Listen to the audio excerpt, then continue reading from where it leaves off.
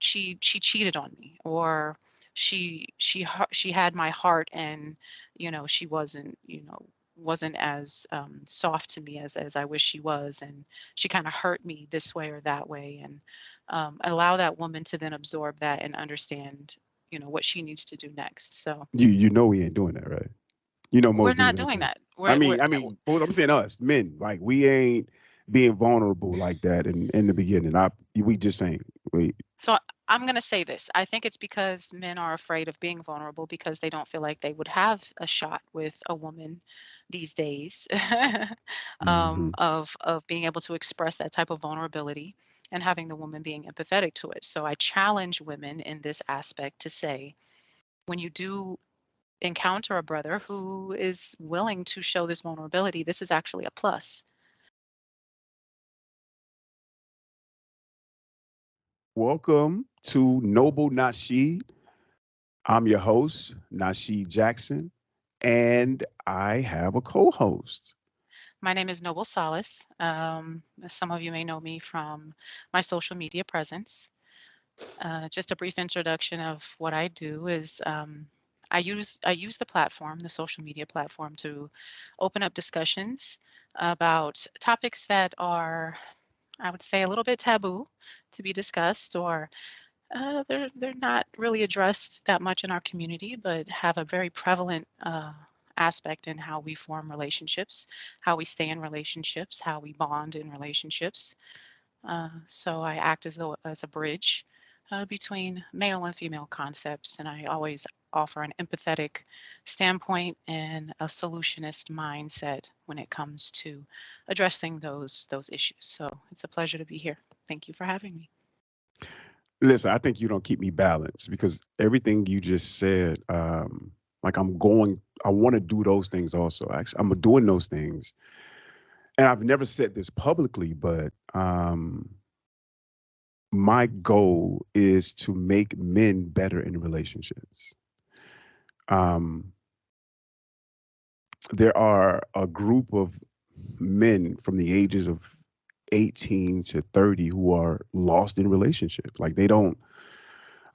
Not only are they lost in relationships, I just feel they're lost in life. Like we forgot about them. That's what the X stands for in my name. It stands for those forgotten. So I want to. I made this. I started, a YouTube channel to somewhat help them, because I'm tired of this term, baby daddy. You know, baby mama. I would really like to see long lasting relationships, happy people in relationships, not just people dealing with people in relationships, but men and women happy in relationships. So that's what that's my goal. So I'm pleased to have you here because we're doing the same thing. Alhamdulillah. Yeah. But with that said, I want to discuss something if that's okay. Sure. All right. So I guess it's a question. And since we're talking about marriage, so I knew a brother who uh, was looking for a wife, and he told me to look out for him, right? I didn't say nothing to him, but I knew a sister also who was, well, she not necessarily looking for a husband, but she was single. So I shot his shot for him, right? I asked the sister, hey, yo, I know someone who is looking for a wife. He was like divorced just recently, though. And her question was, how long has he been divorced? I don't know why I said this, but I said, the wound is still visible. Like, the wound is still visible. I know why I said it. I know why I said it. And I'll explain that to you. But she was like, no, he needs time to heal. He he needs he needs time to heal. And then she went into her lesson. She said, that was my issue.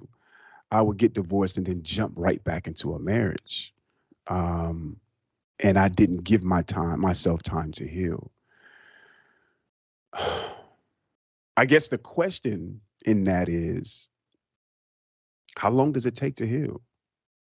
Um, and also for her to not even entertain him, she just stopped it right at the door and said, "Yo, I'm not even entertaining him because he needs time to heal." How do you get there? Because I know a lot of marriages or that stage and getting to know each other, you go through the stage for so long and then end up breaking it off. How do you how do you get there to say, well, I just want to deal with this person? All right, hold on. Let me explain why I said what I said about the wound is still visible. So to me, marriage is a bond. That's what they call it. They call it a bond. It's something that it's put together, right? Divorce to me is something that's ripped apart violently. You know what I mean? And once you break a bond of anything, it's going to leave. It's going to have to be repaired, whatever it is. Each part needs to be repaired, and I think that's why I explain that, because that's what divorce. That's how I see divorce, and it really does. It takes time to heal. Um, so you got something on that? Yeah, so first of all, it's healthy for her to have stopped that right then because it means that she's in a place of self-awareness. She knows that she may not be uh, equipped to deal with trauma or to helping a gentleman, a brother heal in the Hmm. current in the situation of being hurt or traumatized by another woman. And so it's good for her to know self, to know that she's not really in a position to do that because women who sometimes jump into those scenarios, they end up kind of spiraling with him in his pain Hmm. and Hmm. becoming affected by some of the trauma that was left behind because he hasn't healed, which is what she kind of pointed out. Um, I want to say that this is important in both aspects, male and female. We must heal ourselves before we start something new. You don't have to be 100%, but I would say 95% with some type of preface to that person that you're entertaining next that, hey, I just came out of something recently, but I still have this that I'm working through. And allow that person to make a choice if they're able to deal with that. A lot of times it's a very sensitive subject. It's something that Mm. people won't want to be vulnerable about. But I think it is an important step to being, number one, whomever has the trauma, for them to be vulnerable and show that vulnerability to that person, letting them know that they do have some sense of emotional intelligence and awareness of who they are and what they've been through. But it's also on the aspect of the other person to have some type of empathy towards the human condition and the fact that we all are coming from places where we have been hurt in the past, and we need to give each other some type of empathy when we do go into those aspects.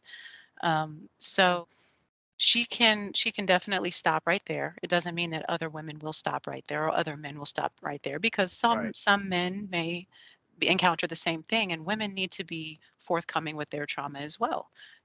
Hey, I've been through an abusive relationship, and women are more more likely to put themselves out there in situations like that because they want the brother to know that they have been hurt and that they're looking for that safety and security in the next relationship. So usually that may be to the forefront for women, but for men, they need to have that safe space also to say, "Hey, I'm not really 100%.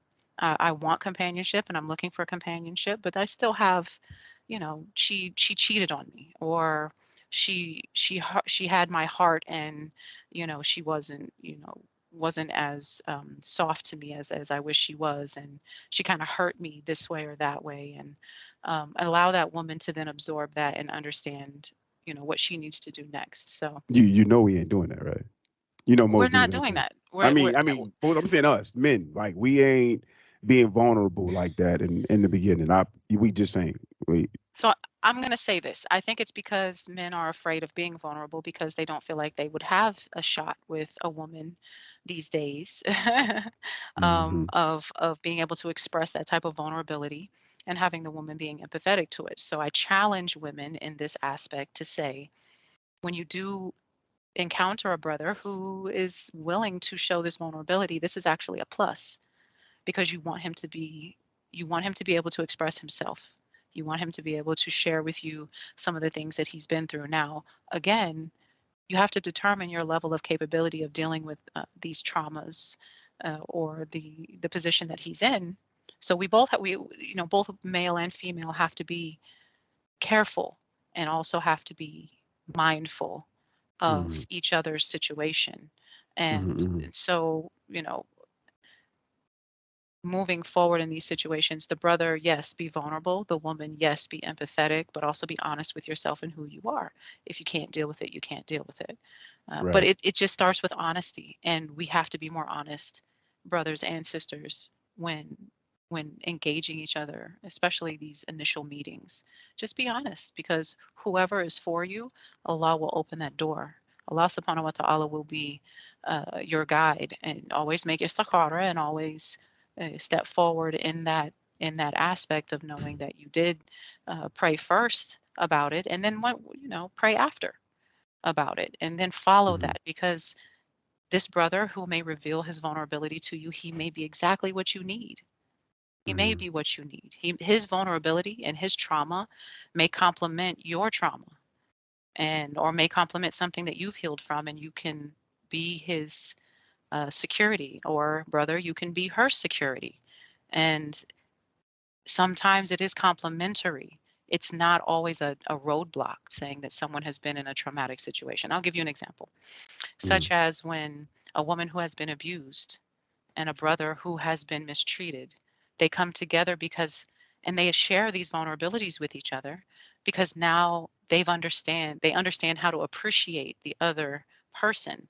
They've learned this appreciation of the opposite person's I guess journey Hmm. through those additional talks, like, ask additional questions. Don't just say, oh, you have trauma, so I'm just going to discount you. What was your trauma? What did you learn from it? What were your steps to heal from it? And if you're still in the healing process, you know what are your lessons from that healing process? Because having those conversations and allowing each other those vulnerable moments, like I said, you may end up finding your soulmate. You may end up Hmm. finding someone who completes the puzzle for you, and you complete the puzzle for them. So trauma is Hmm. not always a bad thing. Absolutely. Wow. Great talk, man. You really, really, really, really, and I think we stayed on subject too. Dealing with the courting stage, dealing with the Right. courting stage. So, um, I guess we got to get into the marriage now. That's what Okay. we'll do So next time. We'll get into the marriage. We'll bring some right. things out that need to be addressed while in the marriage. Yeah, yeah. What you think about that? I think that sounds good. That sounds good. It's definitely phases to this. So Yes. taking one phase at a time and kind of picking it apart, I think that's the best way to help us all understand how to get through it. And everything I said is from my perspective. Bismillah, everything I said was with great intention of just trying to bring clarity and understanding. There are multiple paths to the same solution.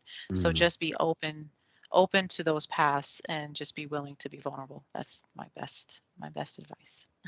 Well, I thank you for being here, and I can't wait till we do another show so we can get into some more stuff. I look forward to it. Thank you for having me. You're welcome. All right, y'all. Well, thank you for visiting Noble Nasheed. We'll see you next time.